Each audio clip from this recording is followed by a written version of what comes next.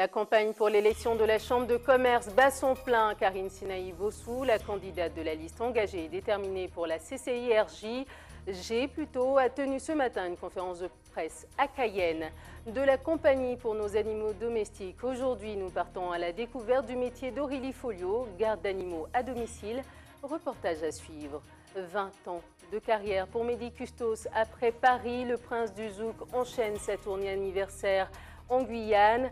Il sera en concert demain à Zéphyr, au Zéphyr de Cayenne. Il est notre invité ce soir. Madame, Monsieur, bonsoir et bienvenue dans cette édition. La campagne pour l'élection de la Chambre de commerce bat son plein. Karine Sinaï, la candidate de la liste engagée et déterminée pour la CCIRJ, a tenu ce matin une conférence de presse à Cayenne. Armée d'un arsenal juridique, elle compte faire la lumière sur l'affaire de l'annulation de la précédente élection. Rappelons-le, Karine Sinaï porte la liste du président sortant Richard Gabriel. Reportage d'Yvon Lemar. Transparence et vérité, ce sont les mots d'ordre de Karine Sinaï ce matin. Mise en cause dans l'affaire de l'annulation des dernières élections à la CCIG, la candidate sort du silence. Il est hors de question que l'équipe adverse utilise cet argument en disant que nous ayons fait des malversations. Or, je suis désolée, je n'ai jamais brisé une boîte aux lettres de toute ma vie, je n'ai jamais détourné un facteur, donc je n'ai rien à voir avec ce genre d'accusation. La preuve, il n'y avait rien dans ce domaine, en tout cas pour ma personne, donc je suis désolée. Il faut que tout se passe correctement et il est hors de question qu'ils utilisent ces formes d'arguments pour influencer le choix des chefs d'entreprise. Pour cette nouvelle campagne, un avocat a été engagé et plusieurs procédures ont été mises en place. Première procédure, c'est évidemment un pourvoi au Conseil d'État parce que la décision de la Cour d'appel de Bordeaux n'est pas définitive et nous allons le faire après les élections en fonction des résultats. Et il y a une deuxième procédure qui ne sera pas judiciaire mais qui sera informative. Nous allons porter à la connaissance des signataires des accords de Guyane ainsi qu'à la presse l'ensemble des actes que nous faisons, qu'ils soient administratifs ou judiciaires, parce que nous n'avons strictement rien à cacher et nous voulons, nous, la transparence totale sur cette élection. La préfecture est en train d'examiner les candidatures par collège. Il y a un recours qui est possible, évidemment, lorsque la préfecture prendra sa décision. Ce recours-là sera fait si, effectivement, comme nous le pensons, un certain nombre de candidats de la liste de M. Davidas ne remplissent pas les conditions pour être éligibles. La validation des listes à l'élection à la CCIG par la préfecture est prévue en début de semaine prochaine. La campagne devrait débuter mercredi. Et pour en parler, Karine Sinaï Bossou, merci d'avoir accepté notre invitation ce soir. Alors, quels sont les principaux axes de cette nouvelle campagne que vous battez ? Alors, on veut continuer à combler le déficit, mais je crois que c'est quasiment fait, donc on arrive au bout. On espère également continuer à promouvoir l'EGC, l'école de commerce. Elle est arrivée durant notre mandature qui n'était que de 6 mois, mais 3e. Elle est la 3e au niveau national, donc je pense que c'est magnifique. Donc on va continuer ce travail afin que les enseignants et les étudiants travaillent dans de bonnes conditions et pour qu'on ait la relève pour la jeunesse et les futurs chefs d'entreprise guyanais. Il y a aussi l'apprentissage qui est au niveau de la formation un point d'orgue, donc on va encore plus développer pour que bien la formation, je pense que c'est la base. Ensuite, il y a les points clés, il faut que la sécurité au niveau du centre-ville, le redynamiser, les centres commerciaux, tous les points habituels. On souhaite aussi également que la culture, pas la culture, que la production locale soit valorisée. C'est surtout ça pour nous. On veut défendre, et comment on dit, ça s'appelle engagé et déterminé pour la CCIG, pour les entrepreneurs de la Guyane. En fait, c'est ça. D'accord, alors une nouvelle campagne sous le signe de la transparence, vous le disiez tout à l'heure à la conférence de presse, la précédente élection a été annulée pour fraude, une décision du tribunal administratif de Cayenne confirmée en appel par la Cour de Bordeaux. Richard Gabriel a décidé de renoncer à la présidence pour des raisons personnelles de santé, mais aussi pour des raisons de menaces qui lui auraient été proférées. Est-ce que vous avez aujourd'hui l'identité de la personne qui a proféré ces menaces et le contenu de ces menaces? Oui, tout à fait. Mais maintenant, ce sont personne à personne. Comme dit l'avocat, c'est entre les deux anciennes têtes de liste, on va dire ça comme ça. Maintenant, Est-ce que vous avez un nom? Non, je préfère M. Gabriel régler son problème directement avec la personne par l'intermédiaire de son avocat, s'il a envie de le faire. Moi, là, on part sur de nouvelles bases. Pour moi, ça doit être une campagne propre, comme le veut aussi M. Jean-Luc Davidas. Donc, nous avons pris le soin de prendre un avocat pour vérifier tout, que tout se passe en toute transparence et se passe bien. Donc il faut que les chefs d'entreprise revotent. Sur ce fait, il n'y a aucun problème pour nous, bien au contraire, parce que le fait qu'il y ait cette épée, pas d'épée Damoclès, mais cette incertitude sur le vote, pour moi, m'est insoutenable. Jusqu'où vous irez dans cette démarche avec les avocats dont vous parlez? Ah ben déjà au niveau du Conseil d'État, donc on a jusqu'au 15 septembre, parce qu'il y a encore certaines personnes de notre liste qui n'ont pas encore été notifiées de la décision du Conseil de la Cour d'appel de Bordeaux. Donc on a jusqu'au 15 septembre pour se prononcer sur le fait qu'on fasse appel ou pas. Il y a aussi une décision qu'on a prise, c'est de déposer plainte au niveau du pénal, nous aussi, parce que ce qui nous a comment dire encore, desservi, voilà le mot exact, c'est le fait que nous avons nous aussi constaté des anomalies au sein de cette élection, mais nous n'avons pas déposé plainte.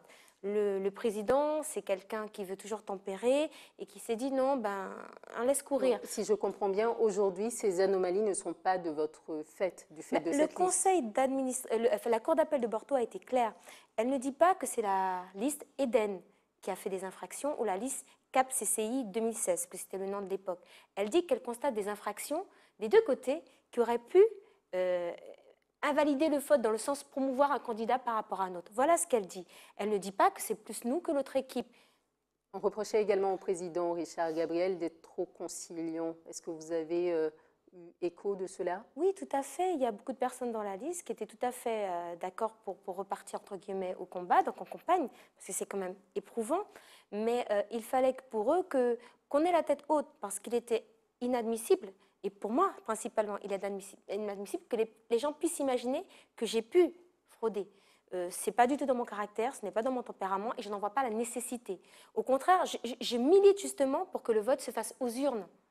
Mais malheureusement, on nous a dit que le délai est beaucoup trop court, parce qu'il aurait fallu faire une ordonnance, et donc passer par le législateur, pour que le mode de scrutin pour la Guyane passe du mode par correspondance par le mode aux urnes. Mais moi, j'aurais adoré aller aux urnes, bien au contraire, au moins pour toute transparence, que les chefs d'entreprise se déplacent pour voter pour leur président de chambre de commerce. Mais bon, ce n'est pas possible, donc on repart avec cette forme de vote, ce qui me déplaît totalement. On repart, mais il faut que pendant la campagne, que les choses soient claires et que les gens ne s'imaginent pas qu'on puisse être les coupables ou les fraudeurs. Il y a eu des anomalies selon le conseil d'administration, enfin la cour d'appel de Bordeaux, pardon. Pas de problème pour nous, on repart au vote et en toute transparence. Donc tout ce qu'on fera sera ouvert, il n'y a pas de problème. Et l'avocat, Maître Taomi, va nous suivre tout au long de la campagne pour vérifier que tout se passe en toute transparence. Alors revenons à présent à l'atmosphère actuelle de la Guyane, avec ce qu'on a connu au lendemain de ces mouvements sociaux, avec une économie fragilisée. Il y a deux mesures qui avaient été mises en place, à savoir le moratoire sur les dettes fiscales et sociales, et aussi le plan Corail d'un montant de 3 millions d'euros, 3 millions d'euros exactement, pour permettre des prêts à taux zéro pour les entreprises en difficulté. Aujourd'hui, où en sont ces mesures? Alors, je ne sais pas si vous avez vu le Corail, mais pour un chef d'entreprise, c'est très difficile à mettre en place. Beaucoup se plaignent de la lourdeur de la procédure afin d'accéder à ce mode de... Quelle est cette procédure à peu près? C'est long, c'est des papiers, il y a énormément de documents à fournir, il y a presque un mémoire pour justifier, il y a un prévisionnel, c'est très très lourd comme procédure. Donc malgré que le montant il paraît intéressant et que le prêt quand même à taux zéro, très peu d'entreprises ont le courage d'aller jusqu'au bout de la procédure pour accéder à ce financement. Au niveau des mesures fiscales et sociales, on se retrouve avec une problématique. L'AG2R, qui est l'IGRC, donc le service de retraite en Guyane, n'a pas signé le protocole d'accord. Donc on se retrouve avec l'IGRC qui tous les mois nous demande de payer le 30 de chaque mois, donc pas de moratoire possible. Et si par hasard on a un retard, les frais de retard, de délai, ça poursuit. Que comptez-vous faire, vous, maintenant que vous êtes en campagne à partir de la semaine prochaine? Que comptez-vous faire par rapport à ça, justement? Eh ben moi, en fait, dans le cadre de mon syndicat, je suis quand même la deuxième vice-présidente de la FTPE, nous travaillons sur le dossier. Donc, nous sollicitons Mme Aron de la CGSS de la Guyane. Justement, elle a parlé hier. Elle a constaté qu'entre ce qui avait été écrit dans l'accord, il y avait une discordance entre ce qui était appliqué. Et que, justement, elle avait...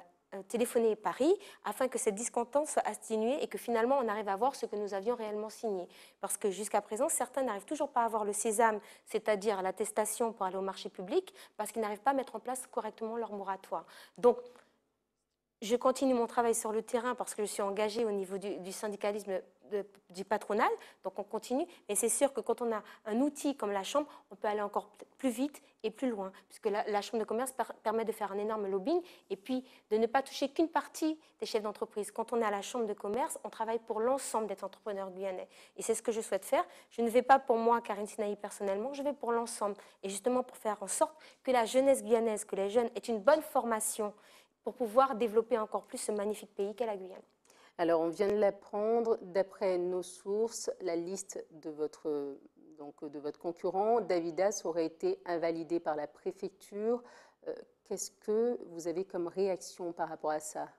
En fait, moi, ce matin, quand je suis arrivée, M. Davidas était toujours dans les locaux de la préfecture. Il récupérait son récépissé de sa candidature avec les personnes, je pense, qui étaient invalidées ou pas. Il est sorti, je ne sais pas, nous n'avons pas communiqué à ce sujet. Moi, quand je suis rentrée après, au bout de 5 minutes, tout était bon, on a signé. Donc, en tout cas, au niveau de la liste que je représente, tous les noms, personne n'a été invalidé. Donc là, on attend mardi matin. Ils nous ont dit que les listes seront affichées au niveau de la Chambre de commerce et d'industrie et au niveau de la préfecture. Et là, on verra quelles sont les personnes qui ont été éliminées de la liste de M. Davidas. Mais il est clair que si c'est la tête de liste qui a été invalidée, c'est-à-dire M. Davidas, ça devient sûrement difficile pour lui parce qu'il me semble, après avoir pris conseil auprès de mon avocat, étant donné qu'il est mandataire de la liste, si lui n'est plus éligible, toute la liste devient invalide. Est-ce que c'est toujours à l'heure du jour, du coup, pour vous, les recours que vous prévoyez de faire? On attend mardi. De toute façon, tous ces problèmes d'ordre juridique sont entre les mains de mon avocat. C'est lui qui gère cette partie-là, M. Taoumi. Donc, il prendra toutes les mesures nécessaires à ce que tout se passe bien et que nous soyons protégés correctement. Très bien, merci beaucoup, Madame Sinaï, d'avoir été notre invitée ce soir. Avec plaisir, merci. 5 femmes enceintes et 4 grands prématurés de l'hôpital de Cayenne évacués vers la Guadeloupe et la Martinique depuis la fin du mois de juin. En cause, le sous-effectif des services de réanimation néonatale qui complique l'accueil des patientes. À cela s'ajoute le surmenage de l'équipe médicale qui travaille 6 jours sur 7 à raison de 70 heures par semaine. Ces rapatriements interviennent malgré les 7 professionnels de santé mobilisés dans le cadre de la réserve sanitaire. Rendons-nous à présent aux eaux de Guadeloupe, au Mamel, à Pointe-Noire, avec ces tortues terrestres accueillies aujourd'hui. Elles peuvent manger 7 à 9 kilos de légumes par jour. Reportage de nos confrères d'ATV Guadeloupe. À tout juste 25 ans, ces 2 tortues Seychelles pèsent déjà 150 kilos et font désormais partie des pensionnaires du parc zoologique de Guadeloupe. Ce sont 2 tortues qui étaient dans la région de Capesterre, qui ont été amenées ici pour être dans les meilleures conditions possibles. C'est une espèce qui est extrêmement rare aujourd'hui, elle est très très menacée. Elle vient des Seychelles et des îles d'Aldabra dans l'océan Indien. Ce sont des espèces qui sont menacées par la remontée des eaux. En fait, leur milieu diminue parce que les îles diminuent de surface à cause de la montée des eaux, du réchauffement climatique. On en parle encore une fois, bien sûr. Et donc, c'est des espèces qui sont arrivées ici puisqu'on essaie à tout prix de les reproduire en captivité, ce qui, pour l'instant, n'a jamais été fait. Et étant donné leur rareté, il faut absolument qu'on réussisse à les reproduire en captivité pour justement les sauvegarder. Aussi appelées tortues éléphantines, de par leur grosseur, elles mangent entre 5 à 8% de leur poids, soit environ 5 à 7 kilos par jour. La nourriture est très importante justement. On pense que la nourriture et le bien-être évidemment de l'animal sont déterminants pour la reproduction. Et donc on fait tout pour obtenir cette fameuse reproduction comme je vous disais tout à l'heure. Donc vous avez vu tout à l'heure, j'ai nourri, on donne actuellement beaucoup de légumes, hein. C'est beaucoup de végétaux, pas tellement de fruits pour des raisons de quantité de sucre. Donc on leur donne principalement courgettes, aubergines, salades, un tout petit peu de tomates mais peu. Beaucoup de concombres aussi parce que c'est riche en eau et en fibres. Menacés par la montée des eaux, il s'agit aujourd'hui de les protéger. Aujourd'hui, face aux animaux rares ou en voie d'extinction ou en voie de raréfaction comme les tortues des Seychelles, le but des zoos, c'est d'être tous, on est tous associés, on est tous liés, et c'est de permettre une reproduction, parce que c'est par le biais de la reproduction et de la préservation, de la conservation de l'espèce qu'on arrivera à les protéger dans leur milieu naturel et à conserver l'espèce qui a failli disparaître en totalité dans les années 1900. Dans quelques mois, elles partiront pour le zoo de Martinique, où un enclos plus grand les attend, ainsi qu'un climat plus favorable à leur reproduction. De la compagnie pour les animaux de compagnie, Aurélie Folliot en fait son métier depuis 7 ans. Elle garde chats et chiens à domicile durant cette période de départ en vacances. Son agenda est bien rempli. Reportage de Jade Létard-Metton et de Jonathan Lariot. Si les beaux jours sont là, tout le monde ne part pas en vacances. C'est le cas de Crumble qui n'a pas pu suivre ses maîtres. Le chat peut compter sur Aurélie. Tous les jours, la jeune femme vient lui remplir sa gamelle. Donc voilà, là j'ai changé l'eau, j'ai changé les croquettes. Ici, les animaux ont un jardin à disposition, donc j'ai pas besoin de changer la litière. Sinon, je change la litière, je nettoie ce qu'il y a à nettoyer, le chenil et tout ça. Ces petites attentions sont devenues son quotidien. Depuis 7 ans, cette chef d'entreprise mise sur les vacances scolaires. La période est marquée par une forte demande de gardiennage. Dans cette maison, Aurélie s'occupe du chat des propriétaires et en profite aussi pour relever le courrier. Alors ça oui, voilà, c'est le porte-clés qui m'accompagne partout, avec les clés de tous mes clients. Voilà, la plupart du temps accroché à mes clés de voiture, comme ça il n'y a aucun risque de perte. En préférant le gardiennage à domicile, Aurélie Folliot mise sur le bien-être des bêtes. Garder un œil sur les animaux en toutes circonstances sonne comme une évidence pour cette amoureuse des compagnons à 4 pattes. Depuis toute petite, j'aime les animaux, donc je me suis formée pour être assistante vétérinaire pour pouvoir les soigner, travailler avec eux et les soigner. J'ai ouvert mon auto-entreprise pour pouvoir les soigner chez eux, pour leur bien-être et le mien, puisque moi ça m'apporte beaucoup aussi, tout l'amour des animaux, tout ce qu'ils nous rendent, c'est grandiose, quoi, il n'y a pas d'autre mot. Voilà. On donne et on reçoit. Entre deux caresses, Aurélie relève le courrier et arrose les plantes. Aujourd'hui, Crumble a préféré rester seule. Sa gardienne passera tout de même demain pour veiller sur le chat. Et nous recevons ce soir Mehdi Custos. Bonsoir. Merci d'avoir accepté notre invitation.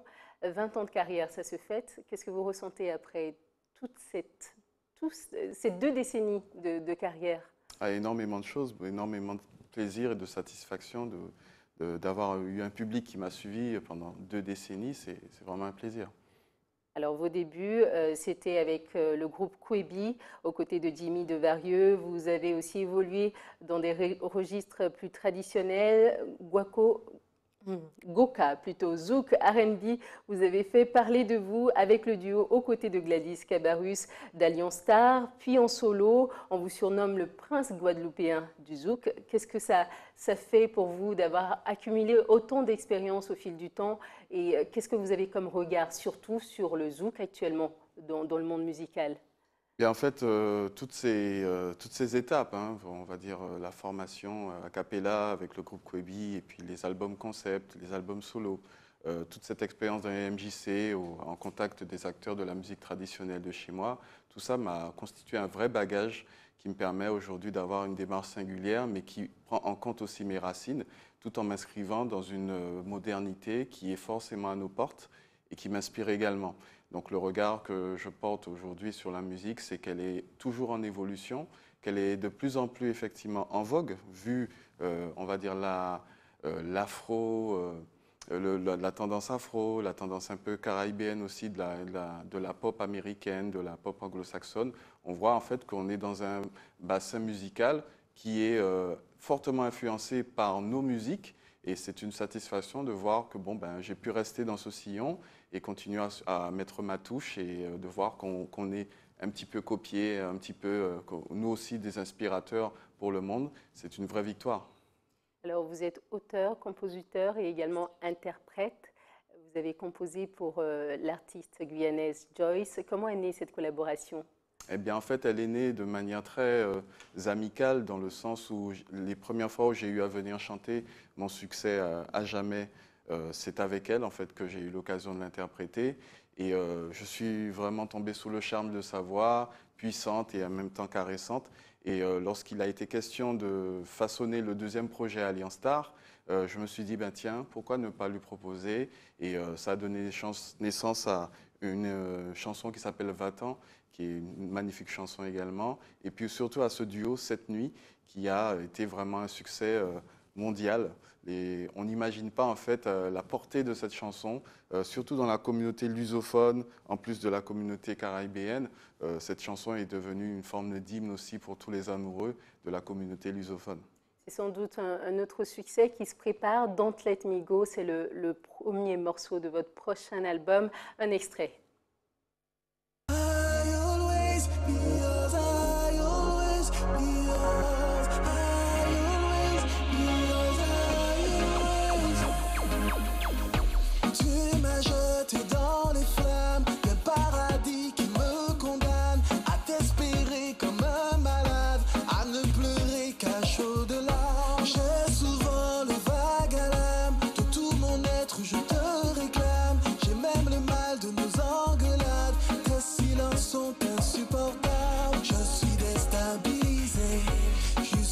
J'avais maîtrisé, j'ai le blues, je vis dans le passé. Je n'arrive pas à t'évincer. Tu séjournes dans ma life. Côté sentiments, je suis parti en live. J'ai le cerveau en panne, je crois que... Parlez-nous un peu de la réalisation de ce clip que nous venons de voir tout à l'heure. On a vu quelques extraits seulement, mais on aimerait bien encore voir davantage. Qu'est-ce qui s'est fait autour de ce nouvel opus? En fait, on a eu la possibilité d'avoir des décors somptueux qu'on a trouvés en Guadeloupe. Et également, en fait, de bénéficier d'un stock d'images que nous a fourni l'actrice principale de cette réalisation, qu'elle a également signée, donc en la personne de Féline, qui est actrice principale de ce clip et qui a un background de top modèle et de vie également passée dans les sphères monégasques, au Festival de Cannes et tout. Donc, on a créé une fiction autour de cette chanson d'amour à travers des distances, des différences de milieux, des différences aussi de lieux de vie, mais avec un tronc commun qui est une histoire d'amour qui naît au milieu de tout ça et qui va justement tout réduire, tout écraser, toutes les distances, qui va supplanter en fait tout le faste de sa vie chic, et puis aussi qui va supplanter toute la détresse en fait de la vie de celui que j'incarne dans cette fiction romantique. Alors le concert c'est demain à 20h au Zéphyr de Cayenne. Merci d'avoir accepté notre invitation. Merci à vous. Rappel des titres pour terminer. La campagne pour l'élection de la Chambre de commerce bat son plein. Karine Sinaï, la candidate de la liste engagée et déterminée pour la CCIRG, a tenu une conférence de presse ce matin. Nous l'avons appris en cours de journal. La tête de la liste, Davidas, a été invalidée par la préfecture. De la compagnie pour les animaux domestiques, aujourd'hui, nous partons à la découverte du métier d'Aurélie Folio, garde d'animaux à domicile. Nous avons suivi son parcours dans son reportage aujourd'hui. 20 ans de carrière pour Mehdi Custos. Après Paris, le Prince du Zouk enchaîne sa tournée anniversaire en Guyane. Il sera en concert demain au Zéphyr de Cayenne. Il était notre invité ce soir. Merci de nous avoir suivis. La suite des informations dans quelques instants avec BFM TV. Je vous souhaite une excellente soirée sur ATV Guyane.